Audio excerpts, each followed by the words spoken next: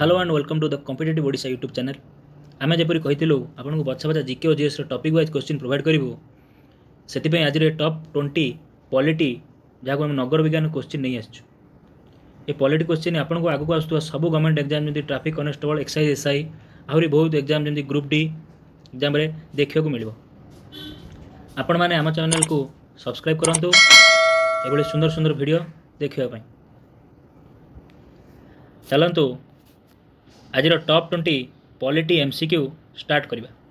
आज प्रथम question, who is the father of Indian constitution? Option A K M Munshi, option B Jawaharlal Nehru, option C doctor B R Ambedkar, option D M N Roy. सठिक उत्तर कहतु। सठिक उत्तर हूँ option C doctor B R Ambedkar. तांको कहा जाए फादर ऑफ इंडियन कॉन्स्टिट्यूशन और भारतर संविधान जनक।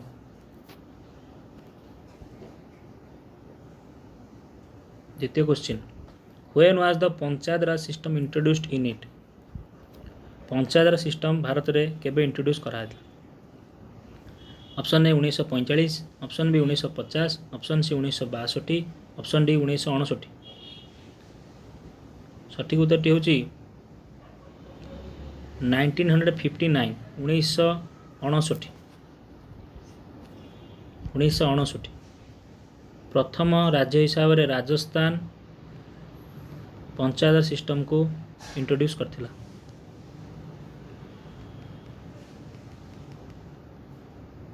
आउ आमर प्रतिवर्ष एप्रिल 24 तारीख को आम पंचायत राज दिवस रूप पालन करता। एप्रिल 24 तारीख को पंचायत दिवस रूप में पालन करता। चलते क्वेश्चन नंबर 3 को, the 10th schedule of Indian constitution deals with? 10 number schedule क्या सहित डील कर? Option A panchayat raj, option B land reform, option C anti defection legislation, option D municipal corporation. सठिक उत्तर हूँ option C anti defection legislation. 10 number schedule कर anti defection legislation को, जोटा कि आपंकर आसला 52nd अमेंडमेंट एक्ट 1985। जाना चाहूँ आपको कहीदे आम टोटाल 12टा शेड्यूल अच्छे। केतटा शेड्यूल अच्छे? 12टा शेड्यूल, 12टा शेड्यूल। 4 नंबर क्वेश्चन चलते, which article deal to the citizenship of India?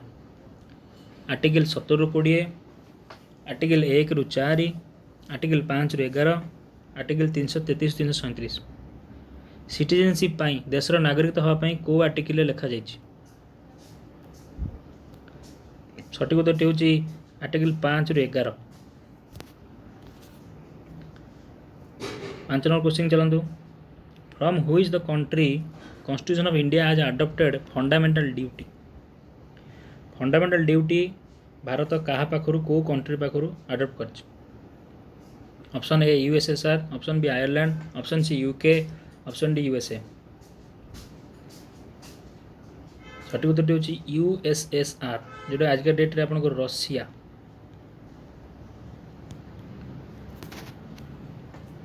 केतोटी fundamental duty अच्छी जन कि पचारा ताले आपन कहबे 11टी फंडामेंटल ड्यूटी अच्छी। 6 नंबर क्वेश्चन चलतु, who are the right to transfer any case anywhere in India? Any case anywhere in India, कौन से केस को किए चाहिए ट्रांसफर कर? सठिक उत्तर हूँ supreme court. Supreme court.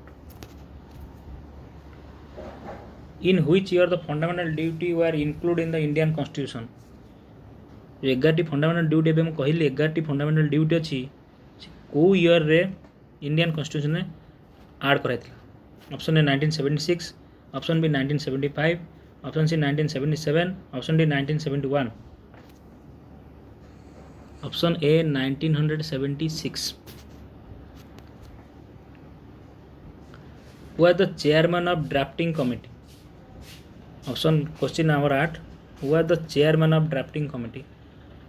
Option A doctor Rajendra Prasad, option B doctor B R Ambedkar, option C Jawaharlal Nehru, option D B N Rao. सठिक उत्तर हूँ बी आर आंबेडकर। जहाँ आम कहते father of Indian constitution. Fast question आपको कहता father of Indian constitution doctor B R Ambedkar से ही ड्राफ्टिंग कमिटीर हेड थिले। Number question how many member are there in the drafting committee chair by doctor B R Ambedkar. Drafting committee रे केते जन total member थिले 7 6 5 4। Option A 7, option B 6, option C 5, option D 4। कौन हम आंसर? आंसर हम 7 जन total 7 जन member drafting committee रे थिले। The drafting of the constitution was completed in। The drafting of the constitution was completed in। जो हमें constitution बनाला तार संपूर्ण ड्राफ्टिंग काम केबे सरथिला? ऑप्शन ए 26 जनवरी 1950, option B 26 December 1950, option C 26 November 1949, option D 30 November 1949। सठिक उत्तर होची ऑप्शन सी 26 नवेम्बर 1949। से दिन आमर कॉन्स्टिट्यूशन ड्राफ्टिंग संपूर्ण भाव सरथिला, कॉन्स्टिट्यूशन कंप्लीटली बना जाइथिला। Question number 11 when did the constitution of India came into force. Option A 26 जनवरी 1950, ऑप्शन बी 23 जनवरी 1950, ऑप्शन सी 15 अगस्त 1947, ऑप्शन डी 26 डिसेंबर 1949। सठिक उत्तर होची 26 जनवरी 1950 जो दिन आम रिपब्लिक डे सेलिब्रेशन करती।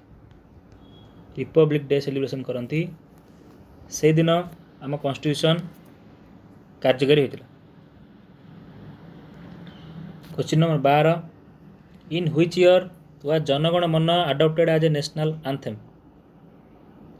को वर्ष जनगण मन को नेशनल आंथेम रूपे ग्रहण कराइथिला? Option 1948, option B 1949, option C 1950, option D 1951। सठिक उत्तर होची ऑप्शन सी 1950 जनवरी 24 रे। जनवरी 24 रे जनगण मन को नेशनल आंथेम रूपे अडॉप्ट कराला। आपण मान जानचंती हमर नेशनल सॉन्ग होची वंदे मात। नेशनल सॉन्ग होची वंदे मातरम। क्वेश्चन नंबर 13 को जीवा who was the head of union power committee. Union power committee मुख्य किए थे? Option A Sardar Patel, option B Jawaharlal Nehru, option C Rajendra Prasad, option D B R Ambedkar. सठिक उत्तर होची यूनियन पावर कमिटी हेड थे जवाहरलाल नेहरू, जे कि आम देशर फास्ट प्राइम मिनिस्टर थे। First prime minister Jawaharlal Nehru थे, सी होचंदी union power committee head. 14 number question the fundamental right can be suspended by. Fundamental right हमको मिली तो किए सस्पेंड कर ओनली प्रेसिडेंट सस्पेंड करें केतबेले जितेबाला एमरजेंसी लगी एमरजेंसी नेशनल एमरजेंसी टाइम रे केवल प्रेसिडेंट ही फंडामेंटल राइट को सस्पेंड करें। जानी रखता आर्टिकल 20 और 21 नेशनल एमरजेंसी सस्पेंड हम ना। 15 नंबर चलतु the vacancy of the office of the president must be filled within.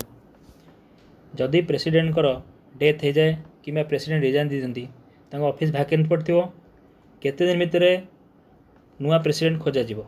Option A 1 month, option B 3 month, option C 6 month, option D 12 month. सठिक होची 6 मंथ। आ ये 6 मंथ जाए president को बदल vice president तांको पोस्ट संभाल। जदि भाइस प्रेसिडेंट नथिबे तेबे chief justice of supreme court संभाल।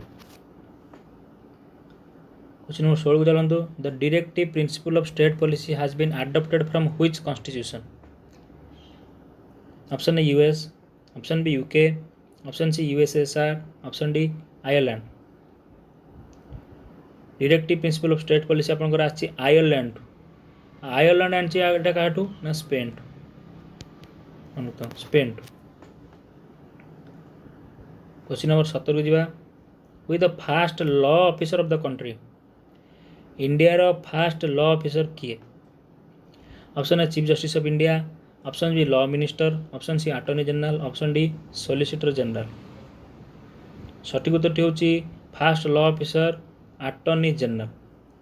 एबे अछंती के वेणुगोपाल। के वेणुगोपाल अछंती आपणकर अटॉर्नी जनरल। क्वेश्चन 18 को चलंतु। Which of the following is not a fundamental right as per Indian constitution. कोटा गोटे फंडामेंटल राइट नुह। Option A right to freedom, option B right to equality, option C right to constitutional remedies, option D right to property. First आपनकर 6टा fundamental right अछि। तो right to property आपन fundamental right नाही, जोटा कि आपन 44 अमेंडमेंट एक्ट टिके 44 अमेंडमेंट एक्ट रे काटी दिया जाय। Right to property is not a fundamental right. तो सठिक उत्तर आंसर डी। 19 नंबर क्वेश्चन लंतु। Which article of the Indian constitution has the provision of national emergency. नेशनल इमरजेंसी को नंबर आर्टिकल अछि। Article 350, article 110, article 312, article 312। सठिक उत्तर होची article 352। Option number D 352 national emergency. 3 थर आमर इंडिया राज्य नेशनल इमरजेंसी लगी 3 थर मन रखते। ये आज शेष question. Which article of the Indian constitution did doctor B R. Ambedkar term as heart and soul of Indian constitution. को आर्टिकल को भारत संविधान रो हार्ट और सोल कहा जाए। Option A article 14, option B article 15, option C article 19, option D article 32। सठिक उत्तर होची आर्टिकल 32 को heart and soul of Indian constitution कहा जाए। ये सब आर्टिकल रो गोटे सेपरेट वीडियो मैं आपको आनी प्रोवाइड करी विथ सब अमेंडमेंट रो भी गोटे सेपरेट वीडियो आनी आपको प्रोवाइड करी। आशा करछि आज वीडियो आपको भल लगी। आम चैनल को लाइक और सब्सक्राइब कर निज सांग सहित शेयर करूँ। पुणी देखा आ एक नुआ वीडियो सहित।